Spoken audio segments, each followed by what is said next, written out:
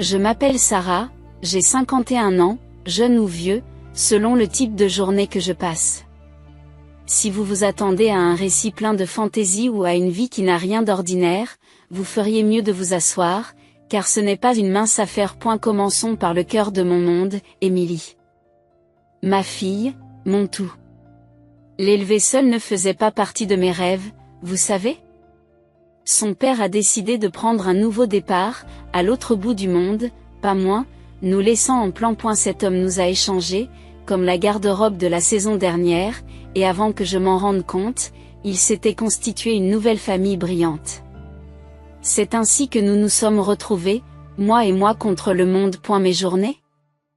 Elles se confondaient en une longue période de travail, jonglant avec les emplois comme dans un numéro de cirque. Le restaurant le jour, le bar la nuit, et les bons jours, un peu de ménage entre les deux. Le sommeil était un luxe, un visiteur fugace entre deux services. Mais voir Émilie sourire, l'entendre rire, c'était le vrai salaire. Mais aime, qu'elle soit bénie, à 23 ans et cherche encore à comprendre le grand puzzle de la vie. L'emploi.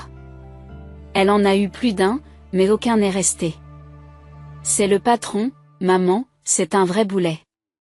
Ou alors, je ne peux pas m'occuper des clients, ils sont tous fous. Des excuses aussi colorées que la palette d'un peintre. À la fin de chaque travail, elle se retrouvait sur notre canapé, le téléphone dans une main, la télécommande dans l'autre. Et moi? Je ne pouvais pas rester en colère contre elle. C'est bon, et aime. Quelque chose de mieux se présentera. Je lui disais, en cachant l'inquiétude qui me rongeait. Parce que c'est ce que l'on fait quand on aime quelqu'un, on s'occupe des problèmes du monde pour qu'il n'ait pas à s'en soucier. Un jour particulièrement difficile, après une double journée de travail qui m'a laissé plus de chair que d'os, je suis rentrée à la maison et j'ai trouvé Émilie affalée sur le canapé. Des formulaires de demande d'emploi éparpillés comme des confettis. Et, elle me salue sans lever les yeux, l'attention rivée sur l'écran de télévision. Ma fille. Quelque chose de mordant aujourd'hui? Demandai-je en me débarrassant de mon manteau et du poids de la journée. Elle haussa les épaules, un geste que je ne connaissais que trop bien. Non, c'est de la merde. Pourquoi s'en préoccuper? De toute façon, ils ne veulent pas payer un salaire décent. J'ai soupiré, un mélange d'épuisement et de frustration se préparant. Et on en a parlé. Il faut bien commencer quelque part, non? On ne peut pas être difficile par les temps qui courent. Peu importe, maman. C'est facile à dire pour toi. Tu as l'habitude de te casser le dos pour des cacahuètes. Elle a riposté, ses mots étant aussi tranchants qu'un couteau. Ça a piqué. Je ne vais pas mentir. Mais la colère? Elle n'a jamais eu sa place dans notre foyer. J'ai retenu la réplique qui mijotait sur ma langue et, à la place, j'ai forcé un sourire. C'est peut-être vrai, mon garçon. Mais ces cacahuètes nous ont permis d'avoir un toit et de la nourriture sur la table. Un jour, tu comprendras cela. Émilie roula des yeux, signe universel du dédain des jeunes adultes. Bien sûr, maman. Je vais me coucher. Bonne nuit. En la regardant disparaître dans sa chambre, une partie de moi souffrait. J'aspirais à ce qu'elle voie le monde non pas comme un adversaire, mais comme un défi à relever. Pourtant, j'étais là, à ramasser les formulaires éparpillés, à ranger les vestiges vivants de sa dernière défaite. Le propre de la vie, c'est qu'au moment où l'on pense avoir tout compris, elle nous lance une balle courbe. Et ce n'est pas le genre de balle que l'on peut frapper dans le parc. Non, je parle du genre de balle qui vous frappe en pleine poitrine et vous laisse à bout de souffle. C'est exactement ce qui s'est passé le jour où Émilie a décidé de lâcher sa petite bombe. C'était un mardi, peu importe. Mais je m'en souviens parce que les mardis étaient des nuits de pain de viande. J'étais dans la cuisine, les coudes plongés dans le bœuf haché, quand Émilie est entrée, le visage illuminé comme un sapin de Noël. Derrière elle suivait Alex, un type que j'avais vu une ou deux fois auparavant. Je n'avais rien contre lui, mais disons qu'il ne serait pas mon premier choix de gendre. Non pas que je pensais à ce genre de choses, jusqu'à ce qu'il le faille. Maman, devine quoi? Émilie a gazouillé, rebondissant sur ses talons. J'ai jeté un coup d'œil, un sourcil levé. Tu t'es enfin décidé à ranger ta chambre? Elle roule des yeux, un sourire se dessine sur son visage. C'est drôle, maman. Non, c'est mieux. Alex et moi nous sommes mariés. Tu sais ce que tu ressens quand ton cœur saute un battement? Oui, le mien a sauté, a trébuché et est tombé à plat. Mariés? Je me suis fait l'écho d'une voix qui semblait appartenir à quelqu'un d'autre. Alex s'est avancé, un sourire penaud plaqué sur son visage. Oui, Madame S., nous nous sommes enfuis le week-end dernier. Surprise, surprise était un euphémisme. J'avais l'impression d'avoir reçu un coup de poing. Foulé? Répétai-je, encore sous le coup de l'émotion. Et tu me le dis seulement maintenant? L'excitation d'Émilie s'estompa un peu, remplacée par une attitude défensive. Je savais que tu réagirais comme ça, maman. C'est pour ça qu'on ne te l'a pas dit avant. Mais c'est fait. Et nous sommes heureux, n'est-ce pas, Alex? Alex acquiesce et passe un bras autour d'elle. Oui, tout à fait heureux. J'ai posé la cuillère à mélange et me suis essuyé les mains sur mon tablier. Cette conversation nécessitait toute mon attention. Et où, je vous prie, avez-vous l'intention de vivre? Demandai-je, redoutant déjà la réponse. Eh bien, ici, répondit Émilie, comme si c'était la chose la plus évidente au monde. Avec toi, maman. Et où d'autres? Où d'autres? En effet, je pris une profonde inspiration, essayant d'étouffer le flot de frustration qui montait. Émilie, chérie, tu es mariée maintenant. Ne penses-tu pas qu'il est temps de... Je ne sais pas, de commencer ta propre vie? Quelque part qui ne soit pas ici? Son visage s'est décomposé. Maman, tu sais qu'on ne peut pas se le permettre. Le travail d'Alex ne paie pas beaucoup, et je cherche toujours. Je cherche. C'est vrai. L'éternelle chercheuse d'emploi. J'ai regardé Alex, qui semblait se contenter de laisser Émilie parler. Quelque chose dans l'attitude de sa mâchoire m'a irrité, la façon dont il semblait supposer que tout cela était très bien. Écoute. J'ai commencé à essayer de garder une voix égale. Je t'aime, Émilie. Tu sais bien que je t'aime. Mais ce n'est pas ce que je voulais pour toi. Pour aucun d'entre nous. La réponse d'Émilie fut rapide et tranchante. Quoi, maman? Tu ne voulais pas que je sois heureuse? C'est ça, non, bien sûr que non. J'ai répliqué, sentant les conversations m'échapper. C'est juste que... Je pensais que tu voudrais plus. Que tu t'efforcerais d'en faire plus. Plus de quoi, maman? Plus de travail? Plus de nuits seule? Merci, mais je passe mon tour. Et la conversation est partie de là, chaque mot étant plus enflammé que le précédent. Alex a essayé d'intervenir, mais il aurait aussi bien pu être une mouche bourdonnant autour d'un ouragan. C'était entre ma fille et moi, et il était clair qu'aucune de nous deux n'allait changer d'avis. Nous avons fini par faire une trêve, mais l'air est resté chargé de non-dits. Alex a emménagé le lendemain, ses affaires prenant de la place dans une maison qui s'est soudain sentie trop petite. Je me suis repliée sur moi-même, me demandant où j'avais fait fausse route, comment ma petite fille avait pu s'éloigner à ce point des rêves que j'avais eus pour elle. Le jour où j'ai appris que j'avais un cancer, mon monde a basculé.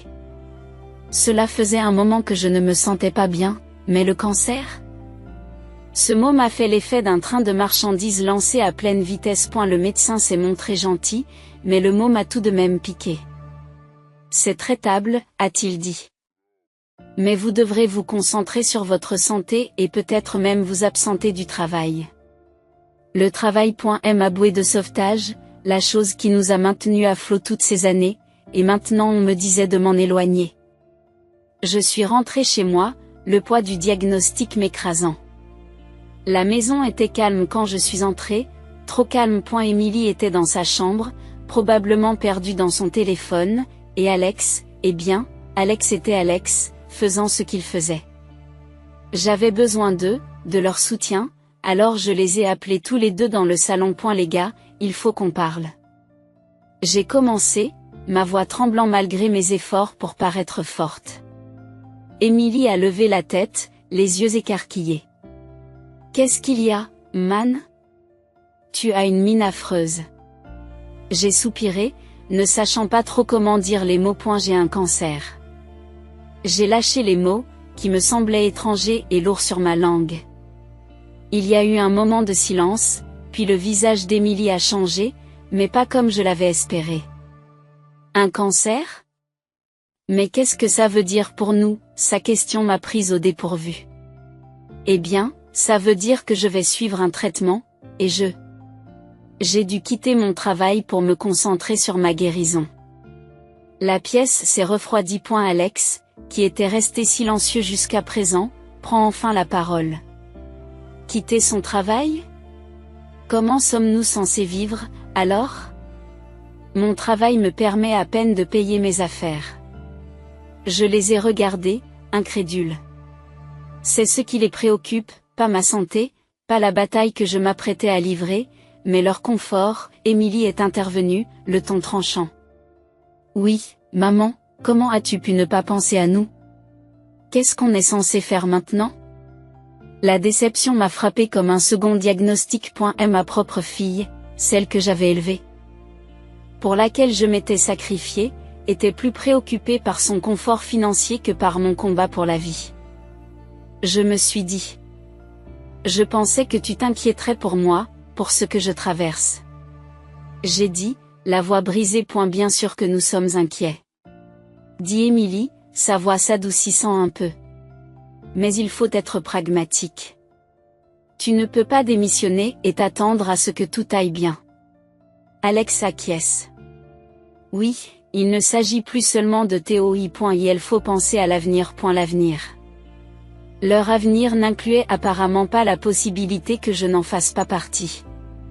J'ai alors réalisé ce que j'avais fait, ou plutôt ce que je n'avais pas fait. J'avais élevé une fille qui ne me voyait pas comme une personne luttant pour sa vie, mais comme un moyen de parvenir à ses fins, un filet de sécurité financier. Après des semaines de traitement intensif, l'hôpital m'a finalement renvoyé chez MOI. Je n'étais plus qu'une coquille vide, vidée par les radiations et la chimiothérapie, m'accrochant à l'espoir qu'entre les murs familiers de ma maison, je pourrais trouver un peu de réconfort, une once de normalité. Mais ce qui m'attendait était loin du soutien et des soins que j'avais imaginés. L'air à la maison avait changé. Il était chargé de tensions, de rancœurs inavouées. Ma fille, Émilie, et son mari, Alex, avaient pris l'habitude de me traiter davantage comme une invitée gênante que comme un membre de la famille.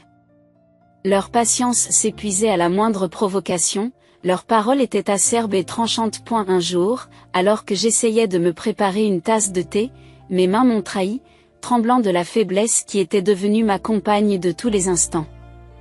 La tasse glissa, se brisant sur le sol, avec un bruit qui semblait faire écho à ma propre fragilité. Le fracas fit entrer Émilie en trombe dans la cuisine. Sérieusement, maman, tu ne peux rien faire de bien? Regarde ce désordre. Ces mots étaient comme des poignards, et je suis restée là, muette. Les tessons de la tasse brisée reflétant les morceaux de mon cœur. Je suis désolée, maman. Je ne voulais pas, mes excuses ont été interrompues par la voix d'Alex, à peine un murmure, mais assez fort pour exprimer son dédain. Comme tu es fatiguée, vieille femme malade. Leurs mots, tranchants et impitoyables, étaient bien loin des soins que j'avais espérés, de l'amour que je pensais que nous partagions. Chaque jour était une bataille, non pas contre le cancer qui ravageait mon corps, mais contre la froideur qui avait pris racine dans ma propre maison. J'ai traversé les jours et les jours, mes moindres gestes, mes moindres bruits semblant les ennuyer. Demander de l'aide est devenu un exercice d'humiliation. Et tu peux m'aider à me lever? Demandai-je, cherchant du soutien. La réponse était toujours la même, un soupir d'irritation, un rappel de ses propres priorités. Il y a plein de choses à faire, et toi aussi. Elle craquait, me laissant me débrouiller seule. Nuit après nuit, je pleurais pour m'endormir, le son de mes sanglots, une complainte solitaire, dans le silence de la maison. J'étais un fardeau, une nuisance dans ma propre maison, ma présence étant un rappel indésirable de la fragilité de la vie. En raison d'un stress constant, ma santé s'est détériorée et j'ai de nouveau été admise dans la chambre. Après des semaines de silence et de solitude à l'hôpital, la dernière personne que je m'attendais à voir était Émilie. Ces visites étaient devenues aussi rares qu'une brise fraîche et une vague de chaleur, et pourtant, elle était là, debout au pied de mon lit d'hôpital, l'air aussi mal à l'aise que je me sentais surpris. Hey, man. Commença-t-elle en évitant mon regard. Comment te sens-tu? La désinvolture de sa question, comme si elle avait toujours été à mes côtés, m'a piqué. Ça va mieux. Répondis-je, la voix éraillée par la désuétude. Qu'est-ce qui t'amène ici, et tu t'es enfin décidé à prendre des nouvelles de ta vieille mère? Elle s'agite, regardant ailleurs que vers moi. Oui, eh bien, il y a quelque chose dont nous devons parler. C'est à propos de la maison. La maison. Mon sanctuaire, le seul héritage que ma grand-mère m'a laissé, est notre seule vraie maison. Une boule s'est formée dans ma gorge. De quoi s'agit-il? Émilie croise enfin mon regard, ses yeux sont durs. Alex et moi, nous avons discuté, et nous pensons qu'il est préférable que tu nous cèdes la maison. Légalement, je veux dire. Je n'arrivais pas à croire ce que j'entendais. Transférer la maison? À toi et Alex, pourquoi diable ferais-je cela? Elle a croisé les bras, sa gêne a été remplacée par un défi. Parce que, maman, c'est pratique. Alex en a marre de vivre là, comme s'il était une sorte de profiteur. Nous voulons la posséder, la faire nôtre. Ce n'est pas comme si tu allais être là pour toujours, de toute façon. Ces mots lui font l'effet d'une gifle. L'audace, l'insensibilité pure. Est ma propre fille, qui voit ma maison, ma vie, n'a rien de plus qu'une transaction pour assurer son confort futur. Vous pensez que je vais tout céder parce que votre mari n'aime pas se sentir invité? Dans ma propre maison? Ce n'est pas que ça, maman. C'est logique. Vous êtes ici, malade, et qui sait pour combien de temps, nous pensons à l'avenir. L'avenir? Répondis-je, incrédule. Et mon avenir à moi, Émilie? T'es-tu déjà arrêté pour y penser? Ou est-ce qu'il s'agit seulement de ce que toi et Alex voulez? Elle soupira, un son de frustration et d'impatience. Tu n'es pas raisonnable, maman. Nous essayons juste d'être pratiques. D'être pragmatique? J'ai répliqué, la colère et la douleur tourbillonnant à l'intérieur de moi. Tu parles de ma maison comme si c'était un prix à gagner. J'ai travaillé dur pour cette maison, je l'ai gardée malgré tout. Et toi, ma propre fille, tu viens ici, non pas pour voir comment je vais, non pas pour m'offrir du réconfort ou du soutien, mais pour me demander d'abandonner ma maison? Pour quelle raison? Pour que tu te sentes plus en sécurité dans ton mariage. Émilie a détourné le regard. Je pensais que tu comprendrais, maman. Mais je vois que tu es trop égoïste pour avoir une vision d'ensemble. Égoïste? L'accusation est une pilule amère à avaler. Toute ma vie, j'avais tout donné à Émilie, j'avais fait tant de sacrifices, et maintenant, quand j'en avais besoin, c'est ainsi qu'elle me voyait. La compréhension n'a rien à voir avec cela. Ai-je dit, la voix plus ferme que je ne le sentais. C'est une question de respect, de famille.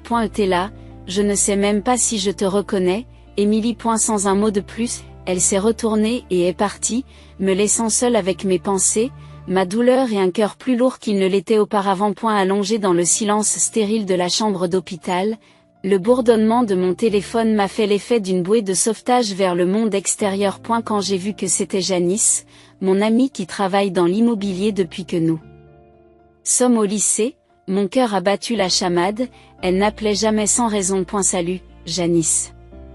Qu'est-ce qu'il y a? J'ai essayé de garder une voix stable, malgré la peur qui s'installait dans mon estomac. Sarah, je ne sais pas comment te le dire, mais j'étais au bureau aujourd'hui et j'ai vu une annonce. C'est ta maison, Sarah. Émilie et son mari essaient de la vendre. La pièce a tourné. Qu'est-ce qu'il y a? Ce n'est pas possible. Ma maison? Vous en êtes sûr? Aussi sûr que je me tiens ici. Je pensais que c'était une erreur, mais j'ai vérifié les documents moi-même. Ils ont imité votre signature, Sarah. C'est inscrit sous leur nom maintenant. La colère et l'incrédulité s'emparent de moi. Mais comment ont-ils pu? Je ne leur ai jamais donné la moindre autorisation. C'est forcément illégal. C'est le cas, Sarah, tu dois agir vite. J'ai ensuite appelé Mike, un vieil ami de l'université qui est devenu avocat. En lui expliquant la situation, je me suis sentie exposée et vulnérable. Mais le calme de Mike m'a un peu réconfortée. Sarah, c'est sérieux. Nous devons immédiatement demander une injonction pour arrêter la vente. J'aurai besoin de tous les documents que tu as sur la maison. Nous pouvons plaider la falsification et l'influence indue, mais nous devons agir vite. Ok, Mike, je vais tout vous donner. Je ne peux pas croire qu'Emily m'ait fait ça. À sa propre mère. C'est malheureux, mais concentrons-nous sur la protection de ce qui vous appartient. Je vais commencer la paperasse. Tiens bon, Sarah. En raccrochant, j'ai été enveloppée par un profond sentiment de trahison. Ma propre fille, complotant dans mon dos pour voler la seule chose qui me restait de ma grand-mère. Cette pensée m'étouffait. Les jours passèrent dans un flou de documents juridiques et d'appels téléphoniques. Mike était une bénédiction, naviguant dans le labyrinthe juridique avec une précision qui me donnait de l'espoir. Pendant ce temps, je ne pouvais pas me résoudre à affronter Emily, pas encore. Et la blessure était trop fraîche, la trahison trop profonde. Pendant des jours, j'ai interagi avec Emily et Alex comme si tout allait bien, tout en me coordonnant avec Mike pour monter notre dossier.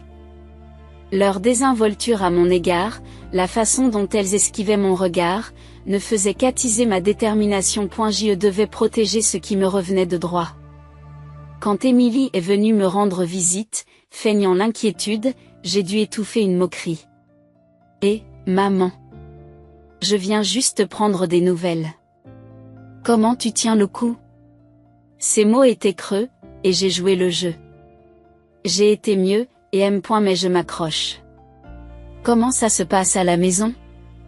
Je l'ai poussée, curieuse de savoir si elle allait faire une erreur. Bien, bien. Alex et moi, nous nous occupons. La dérobade dans sa voix était palpable. Et la conversation a tourné autour de l'éléphant dans la pièce, chacun jouant son rôle dans une représentation tordue. Après son départ, je n'ai pas pu m'empêcher de ressentir de la tristesse pour la relation que nous avions eue autrefois. Mais cette trahison? C'était une ligne franchie, et il n'y avait pas de retour en arrière possible. Mike a appelé plus tard pour donner des nouvelles. Tout est prêt, Sarah. Tu es prête, plus que jamais, Mike. Allons-y. Allongé dans mon lit d'hôpital, fixant le plafond stérile, je ne pouvais m'empêcher de m'émerveiller de la situation. Ma propre fille complotait contre moi, et j'étais là, sur le point de renverser la vapeur. Après avoir quitté l'hôpital pour un temps, j'ai commencé à mettre mon plan à exécution. Janice était aussi dans le coup. Elle m'a aidé à monter le coup, pour que je me présente à ma propre maison, en faisant semblant d'être intéressée par l'achat. Rien qu'à cette idée, mon cœur battait la chamade, avec un mélange de nervosité et d'excitation étrange. J'y suis arrivée à la maison, habillée différemment, en espérant qu'Emily et Alex ne me reconnaîtraient pas tout de suite. Dès qu'ils ont ouvert la porte, leurs visages sont passés de l'envie de vendre à l'horreur pure et simple. C'était presque comique de les voir se démener pour comprendre ce qui se passait. Maman? Qu'est-ce que tu fais ici? Qu'est-ce que tu fais ici? Balbutie Emily, le visage pâle. Je me suis dit que j'allais jeter un coup d'œil à ma propre maison, vu qu'elle est à vendre et tout ça. Belle annonce, d'ailleurs. Ai-je dit, le sarcasme s'emparant de mon interlocuteur. Alex, toujours aussi beau parleur, a essayé de se reprendre. Sarah, écoute, c'est juste un gros malentendu. Parlons-en. Un malentendu? Je me moque. Imiter ma signature et essayer de vendre ma maison, c'est un peu plus que ça, tu ne crois pas? Sans un mot de plus, je suis sortie et j'ai appelé la police. Tout en expliquant la situation, j'ai observé Émilie et Alex par la fenêtre, leurs expressions mêlant la peur et l'incrédulité. Lorsque la police est arrivée, Émilie et Alex ont été emmenés menottés. Leurs appels et leurs cris ont résonné dans la rue, mais mon cœur s'est endurci contre eux. La trahison était trop profonde, la blessure trop fraîche. Une fois la poussière retombée, le silence qui régnait dans ma maison était à la fois inquiétant et apaisant. Il n'y avait plus que moi, seul avec les échos d'une vie passée. Les jours se sont fondus les uns dans les autres, tandis que je me concentrais sur ma santé, sur la guérison non seulement de mon corps, mais aussi de mon cœur meurtri. Miraculeusement, ma santé a commencé à s'améliorer. Le cancer qui semblait être une condamnation à mort a lentement reculé dans l'ombre, me donnant un nouveau souffle de vie. Le procès d'Émilie et d'Alex a été un spectacle auquel j'ai assisté le cœur lourd.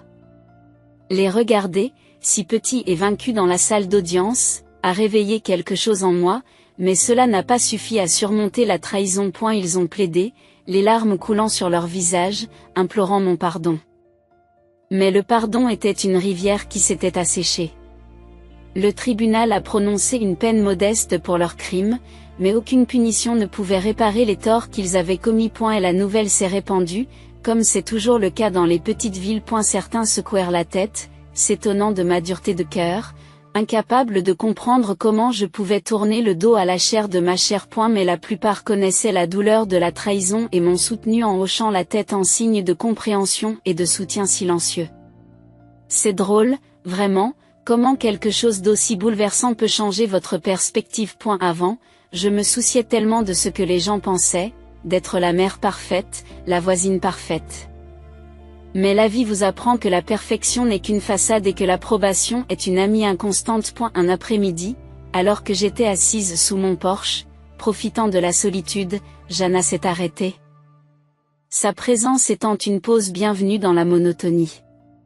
Sarah, tu es de plus en plus belle, dit-elle en s'asseyant à côté de moi. J'ai souri, un sourire sincère qui a atteint le plus profond de mon âme fatiguée.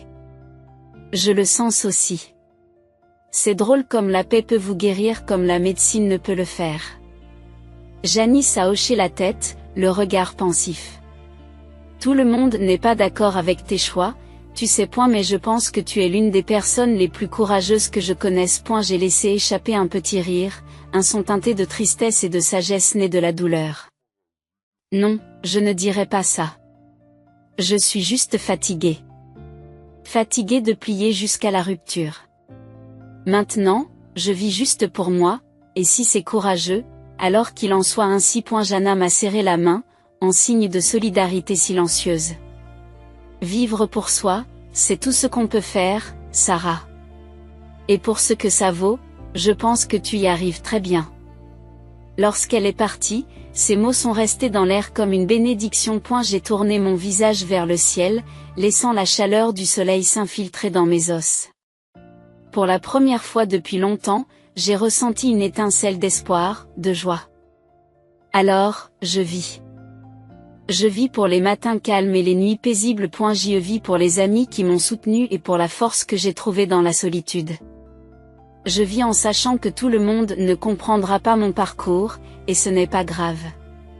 Parce qu'en fin de compte, c'est mon voyage, et le mien seulement.